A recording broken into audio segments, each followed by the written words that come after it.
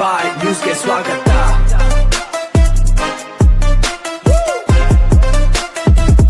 ಬಾಯ್ news ಟಿವಿಯ ಇವತ್ತಿನ ಪ್ರಮುಖ ಸುದ್ದಿಗೆ ಸ್ವಾಗತ. ನಾನು ಅಂದಿನ ಮುಖ್ಯ ಸುದ್ದಿ. ವಿದ್ಯಾರ್ಥಿಗಳನ್ನು ರಾಜಕೀಯ ಲಾಭಕ್ಕೆ ಬಳಸಿಕೊಳ್ಳಲಾಗುತ್ತಿದೆ. ಸಿಕಲ್ ಆನಂದ್ ಗೌಡ ಗಂಭೀರ ಆರೋಪದಲ್ಲಿ ವಿದ್ಯಾರ್ಥಿಗಳನ್ನು ಸ್ವಂತ ರಾಜಕೀಯ ಲಾಭಕ್ಕಾಗಿ ಬಳಸಿಕೊಳ್ಳಲಾಗುತ್ತಿದೆ ಎಂದು ಬಿಜೆಪಿ ಮುಖಂಡ ಸಿಕಲ್ ಆನಂದ್ ಗೌಡ ಅವರು ರಾಜ್ಯ ಕಾಂಗ್ರೆಸ್ ಸರ್ಕಾರದ ವಿರುದ್ಧ ತೀವ್ರ ಕಿಡಿಕಾರಿದ್ದಾರೆ. ನಗರದ ಮಯೂರ ಸರ್ಕಲ್ನಲ್ಲಿರುವ ಸೇವಾಸೌಧದಲ್ಲಿ ಕರೆದಿದ್ದ ಪತ್ರಿಕಾಗೋಷ್ಠಿಯಲ್ಲಿ ಮಾತನಾಡಿದ ಶಿಡ್ಲಘಟ್ಟ ಮಂಡಲ ಅಧ್ಯಕ್ಷ ಸಿಕಲ್ ಆನಂದ್ ಗೌಡ ಅವರು, ಕಾಂಗ್ರೆಸ್ ಸರ್ಕಾರ ಕೇವಲ ತನ್ನ ಸ್ವಂತ ಲಾಭ ಹಾಗೂ ಬೇಳೆ ಬೇಯಿಸಿಕೊಳ್ಳಲು ವಿದ್ಯಾರ್ಥಿಗಳನ್ನು ದಾರಿ ತಪ್ಪಿಸುವ ಕೆಲಸ ಮಾಡುತ್ತಿದೆ. ಆದರೆ ವಿದ್ಯಾರ್ಥಿಗಳು ಅತ್ಯಂತ ಪ್ರಬುದ್ಧರಿದ್ದು ಸೂಕ್ತ ನಿರ್ಧಾರವನ್ನು ತೆಗೆದುಕೊಳ್ಳಬೇಕು ಎಂದು ನೇರ ಮನವಿ ಮಾಡಿದ್ದಾರೆ. ಸಂವಿಧಾನ ಹಾಗೂ ದೇಶದ ಮಾತು ಮುಂದುವರಿಸಿದ ಅವರು, ದೇಶದ ಹಿತಾಸಕ್ತಿ, ಸಂವಿಧಾನದ ಆರ್ಟಿಕಲ್ 370 ಹಾಗೂ ಸಂಸತ್ತಿನ ಗೌರವದ ವಿಷಯ ಬಂದಾಗ ಪ್ರತಿಯೊಬ್ಬರೂ ಧ್ವನಿ ಎತ್ತಬೇಕು ಎಂದು ಕರೆ ನೀಡಿದರು. ಪ್ರಿನ್ಸಿಪಾಲ್ ಹಾಗೂ ಡಿಡಿಪಿಐಗಳ ಮುಖಾಂತರ ಕಾಲೇಜು ವಿದ್ಯಾರ್ಥಿಗಳನ್ನು ಪ್ರತಿಭಟನೆಗೆ ಕರೆತರುವಂತಹ ವಾತಾವರಣ ಕರ್ನಾಟಕದಲ್ಲೂ ಶುರುವಾಗುವ ಸಾಧ್ಯತೆ ಇದೆ ಎಂದು ತೀವ್ರ ಆತಂಕ ವ್ಯಕ್ತಪಡಿಸಿದ್ದಾರೆ. ದೇಶದಲ್ಲಿ ಅಶಾಂತಿ ಹರಡುವ ಹಾಗೂ ವಿದೇಶಿ ನೆರವು ಪಡೆದು ಶಾಂತಿ ಕೆಡಿಸುವ ಶಕ್ತಿಗಳ ವಿರುದ್ಧ ವಿದ್ಯಾರ್ಥಿಗಳು ಎಂದಿಗೂ ಕೈಜೋಡಿಸಬಾರದು ಎಂದು ಮನವಿ ಮಾಡಿದ್ದಾರೆ. ಪ್ರಧಾನಮಂತ್ರಿಗಳು ಎಂದಿಗೂ ವಿದ್ಯಾರ್ಥಿಗಳ ಬೆಂಬಲಕ್ಕಿದ್ದು, ಇಂದಿನ ವಿದ್ಯಾರ್ಥಿಗಳೇ ನಾಳಿನ ದೇಶದ ಭವಿಷ್ಯ ಎಂಬುದನ್ನು ಬಲವಾಗಿ ನಂಬಿದ್ದಾರೆ. ತಪ್ಪು ಮಾಡಿದವರಿಗೆ ಖಂಡಿತವಾಗಿಯೂ ಶಿಕ್ಷೆಯಾಗಲಿದೆ ಎಂದು ಸಹ ಆನಂದ್ ಗೌಡ ಅವರು ಸ್ಪಷ್ಟಪಡಿಸಿದ್ದಾರೆ. ನಿರಂತರ ಸುದ್ದಿಗಾಗಿ ನೋಡ್ತಾ ಇರಿ ಜಿ ಬಾಯ್ ನ್ಯೂಸ್ ಟಿವಿ. ಹಾಗೆಯೇ ನಮ್ಮ ಚಾನೆಲ್ ಅನ್ನು ಸಬ್ಸ್ಕ್ರೈಬ್ ಮಾಡಿ ಸಪೋರ್ಟ್ ಮಾಡಿ. ಧನ್ಯವಾದಗಳು. ನಾನು ಎಲ್ಲ ನಮ್ಮ ವಿದ್ಯಾರ್ಥಿ ಸಮ್ಮುಖದಲ್ಲಿ ಒಂದು ಮನವಿಯನ್ನು ಮಾಡ್ತೀನಿ. ಈ ಕಾಂಗ್ರೆಸ್ ಸರ್ಕಾರದವರು ಕೇವಲ ಅವರು ಬೆಳೆ ಬೇಯಿಸ್ಕೊಳ್ಳಿಕ್ಕೆ ನಿಮ್ಮನ್ನ ದಾರಿ ತಪ್ಪಿಸ್ತಕ್ಕಂಥ ಕೆಲಸವನ್ನ ಮಾಡ್ತಾ ಇದ್ದಾರೆ. ನೀವು ಪ್ರಬುದ್ಧರಿದ್ದೀರಿ, ವಿದ್ಯಾವಂತರಿದ್ದೀರಿ, ದಯಮಾಡಿ ಭಾರತ ಅಂತ ಹೇಳಿದ್ರೆ ಇಲ್ಲಿ ಯಾವುದೇ ಪಕ್ಷಕ್ಕೆ ಸೀಮಿತವಾಗಿರ್ತಕ್ಕಂಥದ್ದಲ್ಲ. ನಮ್ಮ ಭಾರತದ ಬಗ್ಗೆ ಮಾತನಾಡಬೇಕಾದ್ರೆ ನೀವು ಧ್ವನಿಗೂಡಿಸ್ಬೇಕಾಗ್ತದೆ. ಆರ್ಟಿಕಲ್ 370 ಬಗ್ಗೆ ಮಾತನಾಡಬೇಕಾದ್ರೆ ನಾವು ಧ್ವನಿಗೂಡಿಸ್ಬೇಕಾಗ್ತದೆ. ನಮ್ಮ ದೇಗುಲ ಅಂತಲೇ ಹೇಳ್ತಕ್ಕಂಥ ನಮ್ಮ ಪಾರ್ಲಿಮೆಂಟ್ನ ನಾಶ ಮಾಡ್ತೀವಿ ಅಂತ ಹೇಳಿದ್ರೆ ಆ ಘೋಷಣೆಗಳನ್ನು ಕೂಗಬೇಕಾದ್ರೆ ನಾವು ಧ್ವನಿಗೂಡಿಸ್ಬೇಕಾಗ್ತದೆ. ಈ ವಿದೇಶಿ ಆರ್ಥಿಕ ನೆರವನ್ನ ಕೊಟ್ಟು ಅವರನ್ನ ಯಾರೆಲ್ಲ ಈ ಒಂದು ಶಾಂತಿಯನ್ನ ಕೆಡತಕ್ಕಂಥ ಕೆಲಸವನ್ನ ಮಾಡ್ತಾ ಇದ್ದಾರೆ, ಅದಕ್ಕೆ ದಯಮಾಡಿ ಹೇಳ್ತಾ ಇದ್ದೀನಿ, ವಿದ್ಯಾರ್ಥಿಗಳಲ್ಲಿ ಮನವಿಯನ್ನ ಮಾಡ್ಕೊಡ್ತೀನಿ. ದಯಮಾಡಿ ಇದು ಯಾವುದಕ್ಕೂ ನಾವು ಪ್ರೋತ್ಸಾಹ ಕೊಡೋದು ಬೇಡ. ನಮ್ಮ ಕಾಲೇಜಿನಲ್ಲಿ ಬಂದು ಪ್ರಿನ್ಸಿಪಾಲ್ ಮುಖಾಂತರ ಹೇಳ್ತಕ್ಕಂಥದ್ದು, ಡಿ ಮುಖಾಂತರ ಹೇಳಿಸ್ತಕ್ಕಂಥದ್ದು, ಅಲ್ಲಿಂದ ವಿದ್ಯಾರ್ಥಿಗಳನ್ನ ಕರ್ಕೊಂಡ್ಬಂದು ಪ್ರತಿಭಟನೆಯಲ್ಲಿ ಪಾಲ್ಗೊಳ್ತಕ್ಕಂಥದ್ದು, ಈ ಥರದ ಸನ್ನಿವೇಶಗಳು ನಮ್ಮ ಕರ್ನಾಟಕದಲ್ಲೂ ಶುರು ಆಗ್ತಕ್ಕಂಥ ಸಂಭವ ಇದೆ. ಹಾಗಾಗಿ ಈ ಮುಖಾಂತರ ವಿದ್ಯಾರ್ಥಿಗಳಲ್ಲಿ ಮನವಿ ಮಾಡ್ಕೊತೀನಿ, ದಯಮಾಡಿ ಇದು ಯಾವುದು ದೇಶಕ್ಕೆ ಒಳ್ಳೆಯದು ಅಲ್ಲ. ನಾವು ಸರಿಯಾದ ರೀತಿಯಲ್ಲಿ ಯೋಚನೆ ಮಾಡಬೇಕು, ಸರಿಯಾದ ನಿರ್ಧಾರಗಳನ್ನು ತೆಗೆದುಕೊಳ್ಬೇಕು. ಈ ಅಶಾಂತಿಯನ್ನ ಸೃಷ್ಟಿ ಮಾಡತಕ್ಕಂಥ ಈ ಕಾಕ್ರೋಚ್ ಜಿರಳೆ ಅಂತ ಏನಿದೆ ಅದನ್ನ ನಾಶ ಮಾಡಬೇಕೇ ಹೊರತು ಅವ್ರ ಜೊತೆ ಕೈ ಜೋಡಿಸ್ತಕ್ಕಂಥ ಕೆಲಸವನ್ನ ಮಾಡಬಾರ್ದು. ಖಂಡಿತವಾಗಿಯೂ ನಮ್ಮ ಪ್ರಧಾನಮಂತ್ರಿಗಳು ವಿದ್ಯಾರ್ಥಿಗಳ ಜೊತೆ ಇದ್ದಾರೆ. ಇಂದಿನ ವಿದ್ಯಾರ್ಥಿಗಳ ಮುಂದಿನ ಪ್ರಜೆಗಳು ಅಂತ ಏನು ಹೇಳ್ತಾರೆ ಅದನ್ನ ನಂಬಿರ್ತಕ್ಕಂಥವರು ನಮ್ಮ ಪ್ರಧಾನಮಂತ್ರಿಗಳು.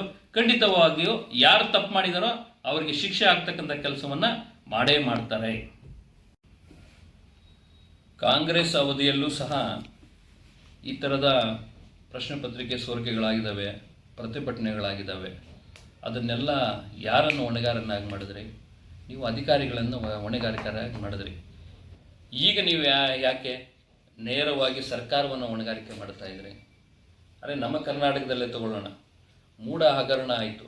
ಮೂಢ ಹಗರಣದಲ್ಲಿ ನೇರವಾಗಿ ನಿಮ್ಮ ಮುಖ್ಯಮಂತ್ರಿಗಳಾಗಿದ್ದರಲ್ಲಪ್ಪ ಸಿದ್ದರಾಮಯ್ಯ ಅವರ ಪತ್ನಿಯವರು ನೇರವಾಗಿ ಅದರಲ್ಲಿ ಇನ್ವಾಲ್ವ್ ಆಗಿದೆ ಅಂತ ಬಂದ್ರೇನು, ಕೊನೆಗೆ ತೆಗೆದು ನೀವೇನು ಮಾಡಿದ್ರಿ? ಅಧಿಕಾರಿಗಳನ್ನ ಹೊಣೆಗಾರಿಕೆ ಮಾಡಿದ್ರಿ. RCB ವಿಜಯೋತ್ಸವವನ್ನು ನಿಮ್ಮ ತೆವಳಿಗೋಸ್ಕರ ತೆಗೆದುಕೊಂಡ್ಬಂದು ವಿಧಾನಸೌಧದ ಮುಂದುಗಡೆ ನೀವು ಆ ಒಂದು ವಿಜಯೋತ್ಸವವನ್ನು ಮಾಡಿದ್ರಿ. ನಿಮ್ಮ ತೆವಳಿಗೋಸ್ಕರ ಮಾಡಿರ್ತಕ್ಕಂಥ ವಿಜಯೋತ್ಸವದಲ್ಲಿ ಸುಮಾರು 14 ಮಂದಿ ಅಮಾಯಕರು ಬಲಿಯಾದರು. ಆಗ ನೀವು ಮಾಡಿರ್ತಕ್ಕಂಥ ಒಂದು ತಪ್ಪಿಗೆ ಅಧಿಕಾರಿಗಳನ್ನ ಹೊಣೆ ಮಾಡಿದ್ರಿ. ಅದೇ ನೀಟ್ ಪರೀಕ್ಷೆಯಲ್ಲಿ ಬಂದಾಗ ಸರ್ಕಾರವನ್ನು ಯಾಕೆ ಹೊಣೆ ಮಾಡ್ತೀರಿ? ಸರ್ಕಾರ ಎಲ್ಲ ಮುನ್ನೆಚ್ಚರಿಕೆಗಳನ್ನು ತಗೊಂಡಿದ್ರು ಅಲ್ಲಿರ್ತಕ್ಕಂಥ ಅಧಿಕಾರಿಗಳಲ್ಲೂ ಕೆಲವು ಲೋಪಗಳು ಇರೋದ್ರಿಂದ ಆಗಿದೆ. ಪ್ರಶ್ನೆ ಪತ್ರಿಕೆ ಸೋರಿಕೆ ಆಗಿದೆ. ಆದರೆ ನೀವು ಸರ್ಕಾರವನ್ನು ನೇರವಾಗಿ ಹೊಣೆ ಮಾಡ್ತಕ್ಕಂಥ ಕೆಲಸವನ್ನು ಮಾಡ್ತಿದ್ದಿಲ್ಲ. ಅದೇ ಈಗ ಪ್ರತಿಭಟನೆ ಮಾಡ್ತಕ್ಕಂಥವರು ಇದೇ ಮೂಢ ಹಗರಣ ಆದಾಗ RCBಯಲ್ಲಿ ವಿಜಯೋತ್ಸವದಲ್ಲಿ ಆ ಸಾವು ಸಂಭವಿಸಿದಾಗ ನೀವೆಲ್ಲ ಎಲ್ಲೋಗಿದ್ರಿ? ರೈತರಿಗೆ ಒಂದು ಬೆಂಬಲ ಬೆಲೆ ಕೊಡಿ ಅಂತೇಳಿ ಇದೇ ಸಿದ್ದರಾಮಯ್ಯ ಸರ್ಕಾರ ಇರಬೇಕಾದ್ರೆ ಬೆಳಗಾವಿ ಹತ್ರ ನಾವು ಪ್ರತಿಭಟನೆಯನ್ನು ಮಾಡಿದಾಗ ಲಾಠಿ ಚಾರ್ಜ್ ಮಾಡ್ತಿರಲ್ಲ, ಅದನ್ನೇನಂತ ಕರೀಬೇಕು? ಅಂದರೆ ರೈತರು ಅವ್ರಿಗಾಗಿರ್ತಕ್ಕಂಥ ಅನ್ಯಾಯವನ್ನು ಕೇಳಬಾರ್ದ? ಈ ಥರ ಸನ್ನಿವೇಶಗಳನ್ನ ಹೇಳ್ಕೊಳ್ತಾ ಹೋದರೆ ಕಾಂಗ್ರೆಸ್ ಸರ್ಕಾರ ಇರ್ತಕ್ಕಂಥ ಅವಧಿಯಲ್ಲಿ ಕೇಂದ್ರ ಸರ್ಕಾರದಿರ್ಬೋದು, ಕರ್ನಾಟಕದಲ್ಲಿರ್ಬೋದು, PSI ಒಂದು ಹಗರಣ ಏನಾಯಿತು, ಯಾರ ಸರ್ಕಾರದಲ್ಲಾಗಿದ್ದು, ಅದರಲ್ಲಿ ಯಾವ ರೀತಿಯಾದಂಥ ಅನಾಹುತಗಳಾದವು, ಆಗೆಲ್ಲ ನೀವು ಅಧಿಕಾರಿಗಳನ್ನು ಹೊಣೆಗಾರಿಕೆ ಮಾಡಿಬಿಟ್ಟು ಈ ಸಮಯದಲ್ಲಿ ಬಂದ್ಬಿಟ್ಟು ನೀವು ನೇರವಾಗಿ ಉನ್ನತ ಶಿಕ್ಷಣ ಮಂತ್ರಿಗಳನ್ನ ಹಾಗೂ ಪ್ರಧಾನಮಂತ್ರಿಗಳನ್ನ ಭಾರತ ಸರ್ಕಾರವನ್ನು ನೀವು ಹೊಣೆಗಾರಿಕೆ ಮಾಡ್ತೀರಲ್ಲ. ಭಾರತದ ಪ್ರಧಾನಮಂತ್ರಿ ಆಗಿರ್ತಕ್ಕಂಥ ನರೇಂದ್ರ ಮೋದಿ ಅವರು ಹೇಳಿದ್ದಾರೆ, ಇದೊಂದು ದುರ್ದೈವ, ಪ್ರಶ್ನೆ ಪತ್ರಿಕೆ ಸೋರಿಕೆ ಆಗಿರ್ತಕ್ಕಂಥದ್ದು ದುರ್ದೈವ, ಇದು ಆಗಬಾರ್ದಾಗಿತ್ತು, ಆಗಿದೆ. ಅದನ್ನು ಯಾರು ಅದನ್ನು ಸೋರಿಕೆಗೆ ಕಾರಣರಾಗಿದ್ದಾರೋ ಒಬ್ಬರನ್ನು ಬಿಡೋದಿಲ್ಲ, ಅವರಿಗೆ ಶಿಕ್ಷೆ ಆಗ್ತಕ್ಕಂಥ ಕೆಲಸವನ್ನು ಮಾಡಿದ್ದಾರೆ ಅಂತೇಳಿ ಮೊನ್ನೆ ಸಂಸತ್ನಲ್ಲಿ ಹೇಳಿದ್ದಾರೆ. ನೀವು ಸಮಯ ಸಂದರ್ಭ ನೋಡಿಕೊಂಡು ಚಳಿಗಾಲದ ಅಧಿವೇಶನಗಳು ಶುರುವಾದಾಗ ಸಂಸತ್ತು ನಡಿಬೇಕಾದ್ರೆ ನೀವು ಅದನ್ನು ಗುರಿಯಾಗಿಸ್ಕೊಂಡು ನೀವು ಈ ಥರದ ಪ್ರತಿಭಟನೆಗಳನ್ನು ವಿದ್ಯಾರ್ಥಿಗಳನ್ನ ಬಳಸ್ಕೊಂಡು ವಿದ್ಯಾರ್ಥಿಗಳಂತ ಹೇಳಿ ಆ ವಿದ್ಯಾರ್ಥಿಗಳಲ್ಲಿ ಭಯೋತ್ಪಾದಕರನ್ನು ಕೂಡ ಸೇರಿಸಿ ನೀವು ಈ ರೀತಿಯಾದಂಥ ಒಂದು ಪ್ರತಿಭಟನೆಗಳನ್ನು ಮಾಡ್ತೀರಿ ಅಂತ ಹೇಳಿದ್ರೆ ನಿಮ್ಮ ಮನಸ್ಥಿತಿ ಯಾವ ರೀತಿ ಇದೆ? ಅಂದರೆ ನೀವು ದೇಶದ ದುಸ್ಥಿತಿಯಲ್ಲಿ ಹೋಗ್ತಕ್ಕಂಥ ಕೆಲಸವನ್ನು ಮಾಡಬೇಕು, ದೇಶವನ್ನು ಹಾಳುಗೆಡ್ತಕ್ಕಂಥ ಕೆಲಸ ಮಾಡಬೇಕು, ನಮ್ಮ ಭಾರತದ ದೇಶದ ನೆಮ್ಮದಿಯನ್ನು ಹಾಳು ಮಾಡಬೇಕು, ವಿದ್ಯಾರ್ಥಿಗಳಲ್ಲಿ ವಿಷದ ಬೀಜವನ್ನು ಬಿತ್ತಬೇಕು, ದ್ವೇಷದ ಬೀಜವನ್ನು ಬಿತ್ತಬೇಕು, ನಿಮ್ಮ ಬೇಳೆ ಬೇಯಿಸ್ಕೋಬೇಕು ಅನ್ನೋ ಒಂದು ಮನಸ್ಥಿತಿ ನಿಮಗಿರತಕ್ಕಂಥದ್ದು. ನಿಮ್ಮ ಕಾಂಗ್ರೆಸ್ನವ್ರಿಗೆ ಹೇಳ್ತೀವಿ ನೇರವಾಗಿ, ಖಂಡಿತವಾಗೂ ನಿಮ್ಮ ಮನಸ್ಥಿತಿ ಏನು ಅಂತೇಳಿ ಪ್ರತಿಯೊಬ್ಬ ವಿದ್ಯಾರ್ಥಿಗೂ ಒಬ್ಬ ಪೌರನಿಗೂ ಸಹ ಗೊತ್ತಿರೋದ್ರಿಂದ ನಿಮ್ಮ ಈ ಯಾವುದೇ ಆಟಗಳು ನಡೆಯೋದಿಲ್ಲ. ಖಂಡಿತವಾಗೂ ಇದನ್ನು ಭಾರತದ ಪ್ರಜೆಯಾಗಿ ಪ್ರತಿಯೊಬ್ಬರೂ ಸಹ ಇದನ್ನು ವಿರೋಧ ಮಾಡ್ತಾರೆ. ಇದನ್ನು ಯಾರೂ ಸಹ ಹೋಗ್ತಕ್ಕಂಥದ್ದಲ್ಲ. ಖಂಡಿತವಾಗಿ ಈ ಥರದ ಒಂದು ದುಸ್ಸಾಹಸಕ್ಕೆ ಕೈ ಹಾಕೋದನ್ನು ಬಿಡಿ, ಇಲ್ಲ ಅಂತೇಳಿ ಮುಂದಿನ ದಿನಗಳಲ್ಲಿ ನೀವು ಇದರ ಪರಿಣಾಮಗಳನ್ನು ಎದುರಿಸಬೇಕಾಗ್ತದೆ. ಇವತ್ತಿನ ದಿವಸ ಒಂದು ಕರಾಳ ದಿನ ಅಂತಲೇ ತಿಳ್ಕೊಂಡು ತುಂಬ ದುಃಖದಿಂದ ಈ ಒಂದು ವಿಷಯವನ್ನು ಪ್ರಸ್ತಾಪ ಮಾಡ್ತಾ ಇದ್ದೀವಿ. ಇನ್ನು ನಮ್ಮ ಭಾರತ ದೇಶದಲ್ಲಿ ಸನ್ಮಾನ್ಯ ನರೇಂದ್ರ ಮೋದಿಜಿಯವರು ಬಂದ ಮೇಲೆ ಯಾವುದೇ ಒಂದು ಕಪ್ಪು ಚುಕ್ಕೆ ಇಲ್ಲದೆ ಸತತವಾಗಿ 3 ಬಾರಿ ಈ ದೇಶವನ್ನು ಪ್ರಧಾನಮಂತ್ರಿಗಳಾಗಿ ಆಳ್ವಿಕೆ ಮಾಡಿರ್ತಕ್ಕಂಥದ್ದು ನಮ್ಮೆಲ್ಲರಿಗೂ ಗೊತ್ತಿರ್ತಕ್ಕಂಥದ್ದು. ಅದಕ್ಕೆ ಕಪ್ಪು ಚುಕ್ಕೆ ತರಬೇಕು ಅಂತೇಳಿ ಇವತ್ತಿನ ದಿವಸ ನಿನ್ನೆ ಮೊನ್ನೆ ಉಟ್ಕೊಂಡಿರ್ತಕ್ಕಂತಹ ಈ ಕಾಕ್ರೋಚ್ ಪಾರ್ಟಿ ಅಂತ ಹೇಳಿ, ಈ ಕಾಕ್ರೋಚ್ ಪಾರ್ಟಿ ಅಂತ ಹೇಳಿದ್ರೆ ಏನು, ಅವರು ಸತತವಾಗಿ ಒಂದು 50 ವರ್ಷಗಳಿಂದ ದೇಶದಲ್ಲಿ ಜನಸೇವೆ ಮಾಡಿಕೊಂಡು ಜನಗಳ ಮಧ್ಯೆ ಇದ್ದು ಬೆಳೆದು ಬಂದಿರತಕ್ಕಂಥ ಪಾರ್ಟಿ ಅಲ್ಲ. ಇದು ಅನಿರೀಕ್ಷಿತವಾಗಿ ಹುಟ್ಟಿ ಬಂದಿರತಕ್ಕಂಥ ಒಂದು ಪಾರ್ಟಿ. ಈ ಪಾರ್ಟಿಯನ್ನು ದುರ್ಬಳಕೆ ಮಾಡಿಕೊಂಡು ಏನು NDA ಕೂಟ ಅಂತ ಹೇಳಿದೆ, ಇವರಿಗೆಲ್ಲ ಎಲ್ಲಿಂದ ಆರ್ಥಿಕ ಸಹಾಯ ಬರ್ತಾ ಇದೆ ಅನ್ನೋದು ಎಲ್ರಿಗೂ ಗೊತ್ತಿರ್ತಕ್ಕಂಥ ವಿಷಯ. ಏನು ಇವತ್ತಿನ ದಿವಸ ದೆಹಲಿಯ ಜಂತರ್ ಮಂತರ್ನಲ್ಲಿ ವಿದ್ಯಾರ್ಥಿಗಳನ್ನು ಬಳಸ್ಕೊಳ್ಳೋದ್ರ ಮುಖಾಂತರ ಅಲ್ಲಿರ್ತಕ್ಕಂಥ ಏನು ಚಳುವಳಿಯಲ್ಲಿ ಪ್ರತಿಭಟನೆಯಲ್ಲಿ ಪಾಲ್ಗೊಂಡಿದ್ದಾರೆ, ಆ ಪಾಲ್ಗೊಂಡಿರ್ತಕ್ಕಂಥವ್ರನ್ನ ನಾವು ಸಹ ಮಾಧ್ಯಮದಲ್ಲಿ ನೋಡಿದ್ವಿ.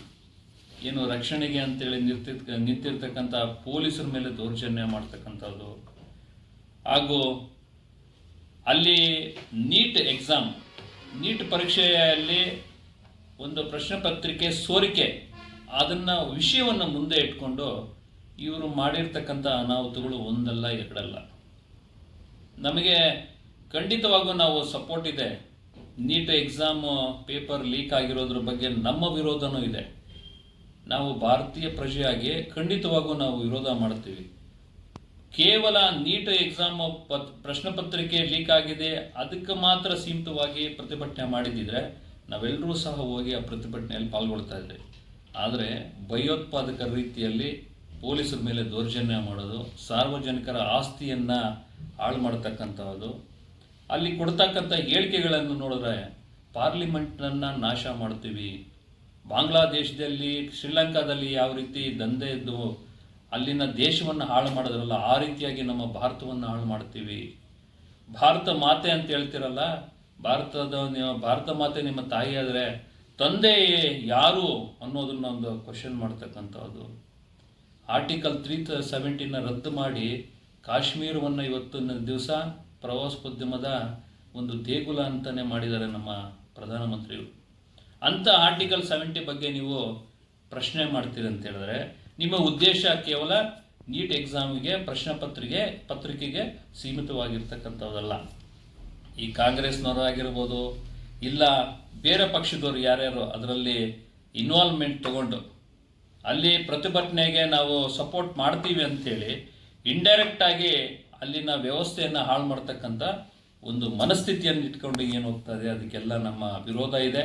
ಖಂಡಿತವಾಗಿ ನಾನು ಒಂದು ಪಕ್ಷದ ಕುರಿತಾಗಿ ನಾನು ಮಾತನಾಡ್ತಾ ಇಲ್ಲ, ನಾನು ಭಾರತದ ಪ್ರಜೆಯಾಗಿ ಮಾತಾಡ್ತಾ ಇದ್ದೀನಿ. ಏನು ಇವತ್ತಿನ ದಿವಸ ವಿದ್ಯಾರ್ಥಿಗಳು ಅಂತ ಹೇಳಿ, ಸ್ಟೂಡೆಂಟ್ಸ್ ಅಂತ ಹೇಳಿ ಆ ಪ್ರತಿಭಟನೆಗಳನ್ನು ಮಾಡ್ತಾ ಇದ್ದಾರೆ. ಇದು ಮಾಡ್ತಾ ಇರ್ತಕ್ಕಂಥ ಉದ್ದೇಶ ಸರಿ ಇಲ್ಲ. ಅಲ್ಲಿ ನೀಟ್ ಎಕ್ಸಾಮ್ ಅನ್ನೋದನ್ನು ಮುಂದೆ ಇಟ್ಕೊಂಡು ಹಿಂದೆಯಿಂದ ಏನೆಲ್ಲ ಅನಾಹುತಗಳನ್ನು ಮಾಡ್ತಾ ಇದ್ದಾರೆ, ಅದೇ ರೀತಿಯಾಗಿ ಇಲ್ಲಿ ಕೂಡ ಕರ್ನಾಟಕದಲ್ಲಿ ನಿನ್ನೆ ಒಂದು ಚಿಕ್ಕಬಳ್ಳಾಪುರದಲ್ಲಿ ಉಪಮುಖ್ಯಮಂತ್ರಿಗಳು ಬಂದಿರೋ ಸಮಯದಲ್ಲಿ ಅಲ್ಲೂ ಸಹ ನಿಮ್ಮ ಮಾಧ್ಯಮದಲ್ಲಿ ನಾನು ಗಮನಿಸಿದೆ, ಅಲ್ಲಿನ ಸ್ಥಳೀಯ ಶಾಸಕರು ಕಾಲೇಜ್ನಲ್ಲಿ ಇರ್ತಕ್ಕಂಥ ವಿದ್ಯಾರ್ಥಿಗಳನ್ನು ಕರ್ಕೊಂಬಂದು ಪ್ರತಿಭಟನೆಯಲ್ಲಿ ಪಾಲ್ಗೊಳ್ಳಿಕ್ಕೆ ಒಂದು ಒತ್ತಡವನ್ನು ಹೇಳ್ತಾರೆ. ಅರೆ, ನೀವು ಪ್ರತಿಭಟನೆ ಮಾಡಬೇಕು ಅಂತೇಳಿ ವಿದ್ಯಾರ್ಥಿಗಳಿಗೆ ಸ್ವತಂತ್ರ ಇದೆ, ಅವ್ರಿಗೇನನ್ನ ಅನಿಸ್ತು ಅಂತ ಹೇಳಿದ್ರೆ ಸ್ವಇಚ್ಛೆಯಿಂದ ಬಂದು ಪ್ರತಿಭಟನೆಗಳನ್ನು ಮಾಡಲಿ, ಧರಣಿಗಳನ್ನು ಮಾಡಲಿ. ನಮಗೆ ಅದರ ಬಗ್ಗೆ ಎರಡು ಮಾತಿಲ್ಲ. ನೀವು ಪ್ರಚೋದನೆ ಮಾಡಬೇಕು ಅಂತೇಳಿ ವಿದ್ಯಾರ್ಥಿಗಳನ್ನ ಕರ್ಕೊಂಬಂದು ಯಾರೆಲ್ಲ ಆತ್ಮಹತ್ಯೆ ಮಾಡ್ಕೊಂಡಿದ್ದಾರೆ ಅವರ ಬ್ಯಾನರ್ಗಳನ್ನು ಕಾಲೇಜುಗಳ ಹತ್ರ ಹಾಕೋದು, ಅಲ್ಲಿರೋ ವಿದ್ಯಾರ್ಥಿಗಳಿಗೆ ಪ್ರಚೋದನೆಯನ್ನು ಕೊಡ್ತಕ್ಕಂಥ ಕೆಲಸವನ್ನು ನೀವು ಮಾಡ್ತಾ ಇದ್ದಾರೆ. ಇದನ್ನೆಲ್ಲ ಯಾವ ರೀತಿ ಅಂತ ಅದಕ್ಕೆ ಅವರಿಗೆಲ್ಲ ಮಿಸ್ಗೈಡ್ ಮಾಡ್ತಕ್ಕಂಥದ್ದು, ಮಕ್ಕಳ ಮನಸ್ಸಲ್ಲಿ ಬೇರೆ ರೀತಿಯಾದಂಥ ದ್ವೇಷವನ್ನು ಬಿತ್ತಕ್ಕಂಥ ಕೆಲಸ ಈ ಕಾಂಗ್ರೆಸ್ ಸರ್ಕಾರ ಮಾಡ್ತಾ ಇದೆ. ಖಂಡಿತವಾಗೂ ಇದು ಒಳ್ಳೆಯದಲ್ಲ. ನಮ್ಮ ಭಾರತೀಯ ಜನತಾ ಪಾರ್ಟಿ ಒಂದೇ ಕಡೆಯಿಂದ ಅಲ್ಲ, ಎಲ್ಲ ನಮ್ಮ ದೇಶದ ಪ್ರಜೆಗಳು, ನಮ್ಮ ವಿದ್ಯಾರ್ಥಿಗಳು, ಅರೆ ನೀಟ್ ಪರೀಕ್ಷೆ ಆಗಿದೆ, ನೀಟ್ ಪರೀಕ್ಷೆ ಮೊನ್ನೆ ಸೋರಿಕೆ ಆದಮೇಲೆ ತದನಂತರ ಅದನ್ನು ಮರುಪರೀಕ್ಷೆಯನ್ನು ಮಾಡಾಗಿದೆ, ಎಕ್ಸಾಮ್ ಬಂದಿದೆ, ಎಲ್ಲ ಅಡ್ಮಿಷನ್ಸ್ ಆಗ್ತಾ ಇದೆ. ಈಗೇನ್ರಿ ಸ್ವಾಮಿ ನಿಮ್ಮದು? ಈಗ ಆತ್ಮಹತ್ಯೆ ಮಾಡ್ಕೊಂಡಿದ್ದಾರೆ ಅಂತ ಹೇಳಿದ್ರಲ್ಲ, ಪ್ರತಿ ಸರಿನೂ ಎಕ್ಸಾಮ್ ಆದಮೇಲೆ ನೀಟ್ ಎಕ್ಸಾಮ್ ರಿಸಲ್ಟ್ ಬಂದ ಮೇಲೆ ಕೆಲವೊಂದು ಒತ್ತಡಗಳಿಂದ, ಆ ವಿದ್ಯಾರ್ಥಿಗಳ ಮೇಲೆ ಇರತಕ್ಕಂಥ ಒತ್ತಡಗಳಿಂದ ಕೆಲವೊಂದು ಆತ್ಮಹತ್ಯೆಗಳಾಗಿರುತ್ತೆ, ಪ್ರತಿ ವರ್ಷವೂ ಆಗ್ತಾ ಇದೆ. ಹಾಗಂತ ಹೇಳಿ ಈ ನೀಟ್ ಪರೀಕ್ಷೆಯಲ್ಲಿ ನೀಟ್ ಸೋರಿಕೆ ಪ್ರಶ್ನೆ ಪತ್ರಿಕೆ ಆಗಿದೆ ಅನ್ನೋದನ್ನು ನೀವು ಗುರಿಯಾಗಿಸ್ಕೊಂಡು ಈ ರೀತಿಯಾದಂಥ ಬೇರೆ ಒಂದು ಪ್ರಚೋದನೆಗಳನ್ನು ಮಾಡ್ತಕ್ಕಂಥದ್ದು ಖಂಡಿತ ಸರಿಯಲ್ಲ. ಇದು ಖಂಡಿತವಾಗಿ ನಾನು ಭಾರತದ ಪ್ರಜೆಯಾಗಿ ಇದನ್ನು ವಿರೋಧಿಸ್ತೀನಿ. ಮುಂದಿನ ದಿನಗಳಲ್ಲಿ ಈ ಥರದ ಏನಾದರೂ ಕರ್ನಾಟಕದಲ್ಲಿ ಈ ಕಾಂಗ್ರೆಸ್ ಸರ್ಕಾರ ಇದೆ, ಸರ್ಕಾರ ನಡೆಸ್ತಕ್ಕಂಥದ್ದು ಶಾಂತಿಯಾಗಿ ಕರ್ನಾಟಕವನ್ನು ನಡೆಸ್ತಕ್ಕಂಥ ಒಂದು ಮನಸ್ಸು ಇಚ್ಛೆ ಇಟ್ಕೊಂಡು ಮಾಡ್ತಕ್ಕಂಥ ಕೆಲಸ, ಪ್ರಜೆಗಳನ್ನು ಒಂದು ಮಿಸ್ಗೈಡ್ ಮಾಡಿ ಅವರಿಗೆ ಪ್ರಚೋದನೆಯನ್ನು ಕೊಟ್ಟು ವಿದ್ಯಾರ್ಥಿಗಳಲ್ಲಿ ದ್ವೇಷದ ಬೀಜವನ್ನು ಬಿತ್ತಿ ಸಮಾಜವನ್ನು ಹಾಳು ಮಾಡ್ತಕ್ಕಂಥ ಕೆಲಸವನ್ನು ಏನಾದರೂ ಮಾಡಿದ್ರೆ ಖಂಡಿತವಾಗಿಯೂ ಈ ಕಾಂಗ್ರೆಸ್ ಅವ್ರಿಗೆ ಬುದ್ಧಿ ಕಲಿಸ್ತಕ್ಕಂಥ ಕೆಲಸವನ್ನು ಎಲ್ಲ ನಮ್ಮ ಭಾರತದ ಪ್ರಜೆಗಳು, ಕರ್ನಾಟಕದ ಪ್ರಜೆಗಳು ಮಾಡ್ತಾರೆ ಅಂತೇಳಿ ಈ ಮುಖಾಂತರ ಎಚ್ಚರಿಕೆಯನ್ನು ಕೊಡ್ತಾರೆ.